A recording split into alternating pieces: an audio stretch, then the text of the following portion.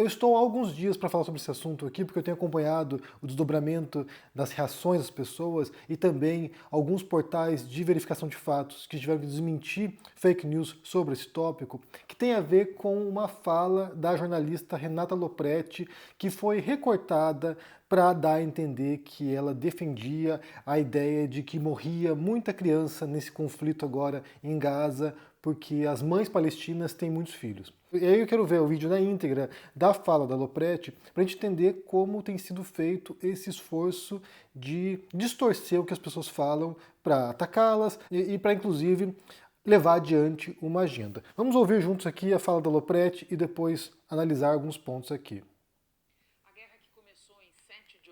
Com a invasão do território de Israel e os assassinatos e sequestros ali cometidos pelos terroristas do Hamas, já é a mais sangrenta entre israelenses e palestinos desde a criação do Estado judeu no final da década de 40 do século passado. Em menos de um mês, são mais de 10 mil mortos. 1.400 israelenses, quase todos assassinados no primeiro dia, naqueles ataques bárbaros cometidos pelo Hamas. E, a gente vê aqui, pouco mais de 9 mil palestinos desde então, ao longo do conflito. E com um perfil etário diferente de outras guerras, como a gente vê aqui na próxima tela. Comparativamente, na faixa de Gaza, morrem mais crianças. Das cerca de 9 mil vítimas palestinas, 40% são crianças, mais de 3.700 crianças é do que nós estamos falando. São crianças também, mais de metade, a gente vê aqui, das cerca de 2 mil pessoas consideradas desaparecidas até aqui. Esses dados são do Ministério da Saúde de Gaza, que é controlado pelo Hamas, não puderam ser verificados de maneira independente, como, aliás, boa parte dos números relativos a esta guerra de ambos os lados. Mas os números são, mesmo que de forma aproximada, compatíveis com o que nós estamos assistindo. E por que esse fato terrível? Por que tantas crianças mortas? Um fator estrutural é a demografia, especialmente jovem, na faixa de Gaza. Ali vivem, a gente tem dito desde o começo da guerra, mais de 2.200.000 pessoas. E 40% delas têm até 14 anos. A pirâmide etária é assim por força de uma taxa de natalidade elevada em si e também na comparação com outros países do Oriente Médio. 3,9 filhos por mulher em média. Para a gente comparar, aqui no Brasil, a taxa é hoje de 1,6 por mulher. De novo, nesta quinta-feira, não tinha brasileiro entre os estrangeiros que puderam sair de Gaza. O chanceler Mauro Vieira telefonou agora à noite para o colega egípcio na tentativa de destravar a situação. Hoje, aquele grupo vindo de outro território palestino, a Cisjordânia. Essa é uma reportagem do dia 2 de novembro e ela foi sendo utilizada ao longo dos últimos dias, como eu falei, para dar a entender que a Globo e a Renata Lopretti estão passando pano para esse genocídio que se dá em Gaza. E aí eu quero entender com vocês aqui como funciona esse método. Porque uma coisa, gente, é você descrever a realidade, é você explicar o que está acontecendo. Outra coisa é você defender certo conjunto de valores. Descrição não é prescrição. Esse é um fato importante porque eu vejo inclusive muitas críticas feitas a psicólogos evolucionistas como se ao descreverem certas práticas bárbaras da espécie humana, desenvolvida ao longo de milênios de convivência e de evolução, como se essas práticas fossem legitimadas por causa disso, como se ter sido um fator evolutivo tornasse essas práticas, sabe, moralmente aceitas. E não é isso. Você descrever a realidade, você compreender, por exemplo, como é que surge a discriminação, como é que surge o preconceito, como é que surge o machismo, como é que surgem várias práticas preconceituosas ou opressivas ao longo da história, não quer dizer que você esteja passando pano para isso necessariamente. Não quer dizer que você esteja defendendo essas práticas, apenas tentando fazer um esforço de compreensão. E aí, o recorte que eles fizeram, como eu falei, dava a entender que a Lopretti estava dizendo que, bem, tem muito filho lá na Palestina, as mulheres palestinas têm muito filho, portanto, essas crianças vão morrer mesmo. E não era isso que ela está falando, né? Quem viu a reportagem inteira aqui percebeu que ela estava explicando que nesse conflito quase metade das vítimas são crianças, ou seja, um fato horroroso, e isso se dá por causa da demografia da região. Ou seja, você tem ali na pirâmide etária muitos jovens, muitas crianças, e isso, quando se trata de uma guerra, né, de uma invasão, de um conflito que está atacando civis, isso vai vitimar de maneira, sabe, terrível e inaceitável, sendo a demografia essa, vai acabar também vitimando muitas crianças. Então, isso que ela está explicando, e não há nenhuma intenção ali, até onde eu percebi, de defender isso como se fosse moralmente aceitável, como se fosse legítimo que Israel fizesse isso. Não há nenhuma afirmação dela nessa fala que dê a entender isso. Daí, é claro, né, aqui tem vários elementos que a gente pode usar para compreender a repercussão dessa fala. Porque depois que surgiu o vídeo integral, muita gente começou a criticar a escolha de palavras da Lopred. Ou seja, bárbaro para descrever o ataque feito pelo Hamas e terrível, fato terrível para descrever as mortes das crianças em Gaza. Sem em nenhum momento mencionar genocídio, sem em nenhum momento falar em extermínio, em, sabe, crimes contra a humanidade. Então vamos aqui desmembrar essas coisas. Primeiro tem a ver com o texto, né? A Lopred está lendo um texto ali e possivelmente foi escrito por algum redator da Globo. A Globo tem sido muito criticada pela cobertura desse conflito lá em Gaza agora, porque muitos comentaristas têm, de fato, defendido uma visão pró-Israel. Um caso desse, que foi mencionado aqui no canal, inclusive, foi o do Jorge Pontual. Jorge Pontual fez uma fala inicialmente pró-Israel, depois houve uma tremenda repercussão negativa, ele continuou fazendo falas pró-Israel, inclusive defendendo um ataque feito contra uma ambulância lá em Gaza, e aí dizendo que na ambulância se alegava que havia terroristas dentro, portanto seria legítimo, e depois ele teve que recuar dizendo que na verdade ele só estava reproduzindo a versão oficial de Israel. Então, nesse sentido, muitos comentaristas, ou alguns comentaristas, estão realmente com uma agenda pró-Israel. Não parece ser o caso da Lopred nessa fala em particular. Daí ela está lendo um texto ali, né? Ela está lendo um texto que algum redator escreveu e esse redator fez a escolha de palavras. Então, assim, aqui nesse caso em particular, parece que se concentraram muito no mensageiro, embora a mensagem não fosse tão problemática assim, porque ela está descrevendo ali, como eu falei, um fenômeno da realidade. Está escrevendo um fato. O fato é esse, a pirâmide etária é essa, está acontecendo isso, e ela menciona claramente ali que está havendo ataques contra civis na Palestina. Então, assim, não me parece muito em dúvida isso. Por outro lado, há uma questão aqui que envolve a própria ética do debate, né? A própria ética do discurso, do debate público, porque é disso que se trata. Muita gente está agora nessa disputa, que é uma disputa binária, pró-Israel, pró-Palestina, quase como se fosse uma torcida de futebol. E para isso, e para defender suas ideias, o que acontece é um esforço, não sei se consciente, se inconsciente, mas acho que tem uma certa dose de consciência nisso, de distorcer ou de manipular o que foi dito por outras pessoas e tentar ler a pior versão possível do que foi dito. Tem um princípio elementar da ética do debate que se trata do princípio da caridade, que é quando você vai debater com alguém, né, se você está num debate que se propõe como íntegro, um debate que se propõe como construtivo, que você vai fazer um esforço de tentar interpretar ou entender o que o outro disse na sua melhor forma. Então vamos supor aqui que alguém defenda uma ideia, você vai, inclusive, até um esforço racional e ético de debate é você, na hora de responder essa pessoa, dizer o seguinte: olha, deixa eu ver se eu entendi bem o que você disse aqui. Você explicou tal e tal coisa, portanto se defende tal ideia. De modo que a pessoa possa, inclusive, retificar o que ela disse caso não tenha sido bem compreendida, ou explicitar o que ela disse. Então você parte do princípio que a pessoa com quem estou debatendo tem integridade, defende um conjunto racional de ideias, portanto, se ela se expressou mal, eu vou dar a chance para que ela possa retificar o que ela disse. Ou eu vou tentar aprimorar o que ela disse de modo que eu, debatedor, confronte o melhor argumento possível nesse debate, e não um argumento frágil, não um argumento que me daria uma vitória, entre aspas, mas sem glória, porque eu estou enfrentando aqui uma distorção do que ele disse, ou um argumento muito frágil. Então esse princípio da caridade seria um princípio num debate razoável, um debate ético, no qual você vai confrontar a melhor versão do que foi dito. O que acontece de regra não é isso. O que acontece é o oposto disso.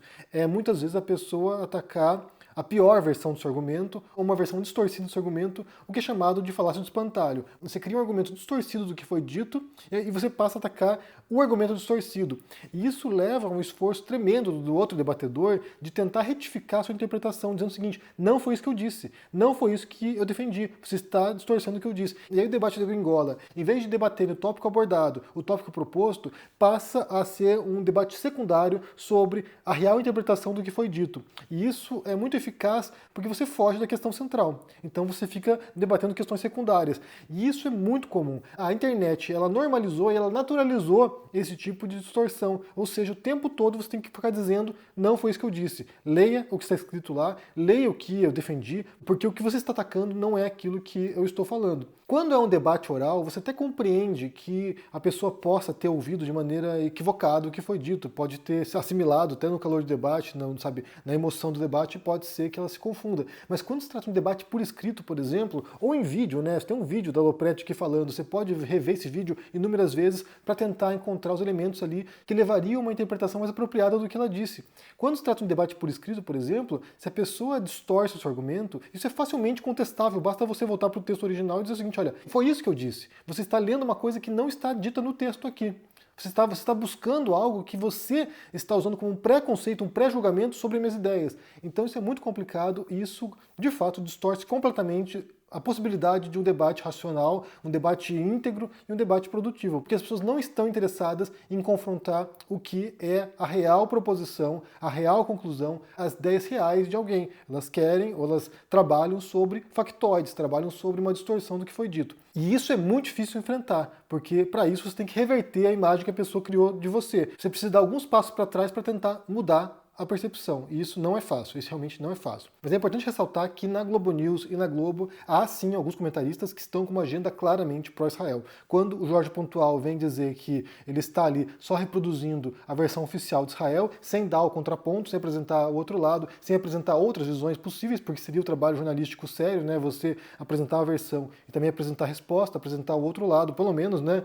Então isso demonstra como por trás disso há realmente um esforço tendencioso de levar num certo sentido de interpretação. Não me parece o caso da Lopretti aqui, tanto que ela fala ali, olha, esses dados aqui não são confirmados, não são verificáveis, assim como muitos outros dados no meio dessa guerra que não são verificáveis. As pessoas estão aqui, sabe, nesse embate, partindo de imagens, de informações que nem sempre são muito precisas, que nem sempre traduzem a realidade tal qual ela é. Inclusive imagens antigas estão sendo resgatadas de outros momentos, em outros conflitos, em outras situações, que estão sendo jogadas como se fossem de hoje, e isso vai criando uma confusão na cabeça das pessoas, de modo que ninguém sabe muito bem o que está realmente acontecendo. Então isso é um problema tremendo para quando se trata de conhecimento, né? Como é que você acessa a verdade? Como é que você sabe o que realmente está acontecendo? Isso não é fácil nesse momento, tem aquilo que se chama de névoa da guerra, que é isso. Quando muita informação conflitante vai chegando até você e você não sabe como proceder, ou os generais sabem como proceder, ou quem está ali no campo de batalha, né? A guerra não é apenas a guerra no campo de batalha, não é apenas o embate entre tropas ou entre grupos, também é uma guerra de informação, também é uma guerra de confundir as pessoas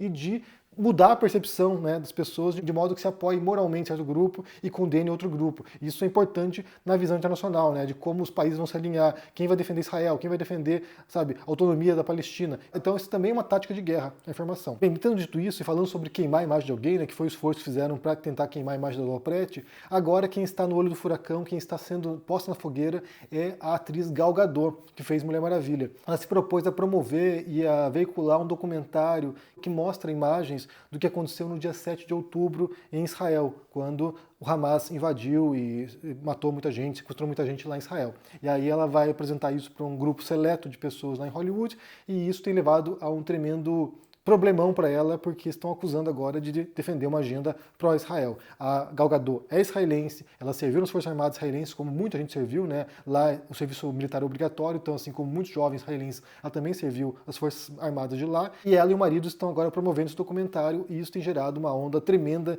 de reação negativa contra ela, inclusive gente falando que ela é feia, que ela é uma má atriz, que ela, sabe, apoia genocídio. Então, agora, nesse sentido, né, quando a gente percebe esse tipo de divisão tão acirrada, que qualquer movimento que se faça aí, que pareça ir em certo sentido, ou que defenda certa ideia, ou que pareça estar favorecendo certo lado, vai ser entendido como encampando uma visão. Mas isso agora tem dado uma tremenda dor de cabeça para Gal Gadot. Pode ser que isso prejudique a carreira dela, vamos ter que ver como isso funciona aqui. Embora a gente saiba que Hollywood tem um grande domínio de muitas produtoras que são de judeus, ou seja, tem um certo alinhamento de Hollywood com pautas pró-judeus, pelo menos, né? Não sei se pró-Israel, mas pró-judeus, então não sei até que ponto que isso pode prejudicá-la. Mas certamente na percepção popular agora, ou de certos grupos na internet, a Gal Gadot está bem mal na fita. Bem, o que vocês pensam aqui sobre essa história toda? Primeiro, sobre esse esforço de tentar queimar a Renata Lopretti, distorcendo o que ela disse, né? Recortando um trecho de uma reportagem que era mais longa e que tinha nuances e sutilezas que não foram mostradas no recorte e no modo como foi veiculado isso, ao ponto de que muitos portais tiveram que vir agora a público contestar essa interpretação dizendo o seguinte: não foi isso que a Lopretti disse. E aí tem esse esforço, como eu falei, né, que é o oposto do princípio da caridade, de um princípio ético do debate, que ao invés de você realmente confrontar o que foi dito, você atacar uma versão distorcida, porque é mais fácil de você atacar e isso vai contaminar o seu debatedor. Como é que você entende esse esforço? Como é que você viu a repercussão disso nesses últimos dias? E também agora sobre a Gal Gadot, atriz da Mulher Maravilha, sendo posta na fogueira porque está promovendo um documentário que mostra o que aconteceu em Israel no dia 7 de outubro, o ataque do Hamas lá em Israel. Como é que você entende isso? Como é que você tem visto esse cenário nas redes sociais, né? A polarização e o embate e a fúria que há entre diferentes grupos, né? O modo como as pessoas estão inflamadas e querendo se comer vivas. Não é algo inédito na internet, mas realmente as pessoas estão bem à flor da pele nesse momento. Como é que você percebe isso? Deixe aqui embaixo no comentário, deixe o joinha, se inscreva no canal aqui, ativando o sininho, isso é muito importante para ajudar aqui no engajamento, se torne um membro do canal para dar uma força e também confira na Amazon com desconto meu livro sobre debates, que fala inclusive sobre esse princípio da caridade e também sobre a falácia do espantalho, que se chama Como Vencer no Debate Tendo Razão. Link na descrição desse vídeo aqui, se cuide por aí e até mais. Tchau! Estamos em guerra pela independência. Eles atacam, Tentam nos intimidar. usam as estruturas de poder para distorcer a realidade. Mas não vão nos calar. A gente não se curva, a gente vai à luta. Em um sistema viciado em meias-verdades, Nós somos a resistência, nós queremos a verdade. Por isto, levantamos a bandeira da independência. Independência para fazer um jornalismo corajoso, para colocar o dedo na ferida, para denunciar os abusos e as injustiças. Somos independentes dos donos do capital, dos poderosos e das grandes corporações. Aqui é publicidade zero. Só assim honraremos o nosso compromisso com a denúncia. Com a liberdade total de opinião. Essa guerra não é fácil, é cruel, mas com seu apoio e luta, seremos cada vez mais fortes. Junte-se à nossa causa. Junte-se à nossa causa. Junte-se à nossa causa. Fortaleça o jornalismo verdadeiramente independente. Sendo membro do ICL.